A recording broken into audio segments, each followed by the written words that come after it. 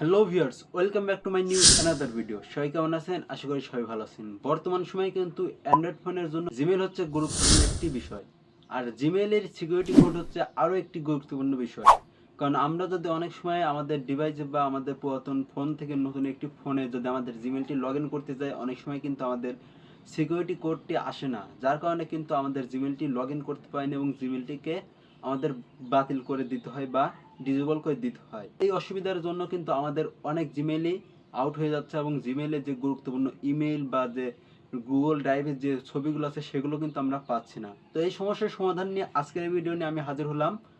তো আজকের এই ভিডিওতে আমি আপনাদেরকে দেখিয়ে দেবো কিভাবে খুব সহজেই আপনারা আপনাদের যে সিকিউরিটি কোডটি আছে সেই কোডটি খুব সহজে আগে থেকে বের করে একটি খাতায় লিখে রাখতে পারবেন এবং সেখান থেকেই কিন্তু পরবর্তী সময়ে আপনারা যখন অন্য কোন ডিভাইসে লগ ইন করতে যাবেন, তখন যদি আপনাদের এই সিকিউরিটি কোডটি না আসে, তখন কিন্তু আপনারা চাইলে যে খাতায় লিখে রাখা সিকিউরিটি কোডটি ব্যবহার করেই কিন্তু আপনারা আপনাদের জিমেলটি সিকিউরিটি কোড ইউজ করে জিমেলটি নতুন করে ইউজ করতে পারবেন বা পুনরায় ইউজ করতে পারবেন খুব সহজেই। তো কিভাবে আপনারা এই কাজটি করবেন চলুন দেখিয়ে দেই ফোন স্ক্রিনের মাধ্যমে। তো ফোন স্ক্রিনে যাওয়ার আগে বলছি, যারা এখন আমার চ্যানেলটি সাবস্ক্রাইব করে পাশে থাকা বেল আইকনটি অন করে দেননি, অবশ্যই সাবস্ক্রাইব করে পাশে থাকা বেল আইকনটি অন করে দিবেন।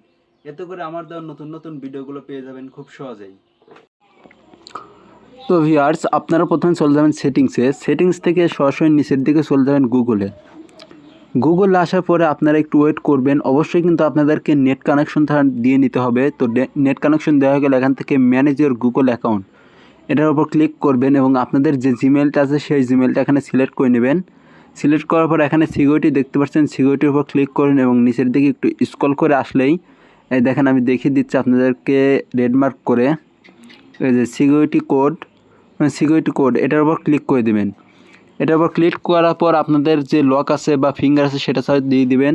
দেওয়া হয়ে গেলেই কিন্তু আপনাদের সামনে যে দেখতে পাচ্ছেন দুটি কোড এসেছে। তো এই দুটি কোড আপনারা খাতায় বা কোনো একটা ডায়েরিতে লিখে সেভ করে রাখবেন। পরবর্তী সময়ে যখন আপনারা অন্য কোন ডিভাইসে লগ ইন করতে যাবেন, তখন যদি সিকিউরিটি কোডটি না আসে, আপনারা কিন্তু এই দুইটার মধ্যে একটা সিকিউরিটি কোড ইউজ করলে হয়ে যাবে।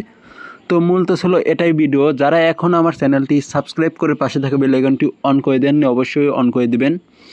আর হচ্ছে ভিডিওটি যদি আপনাদের উপকারে আসে, যদি ভালো লাগে বন্ধুদের মাঝে শেয়ার করবেন এবং কমেন্টে জানাবেন যে আপনি কোন জেলা থেকে দেখছেন। ধন্যবাদ।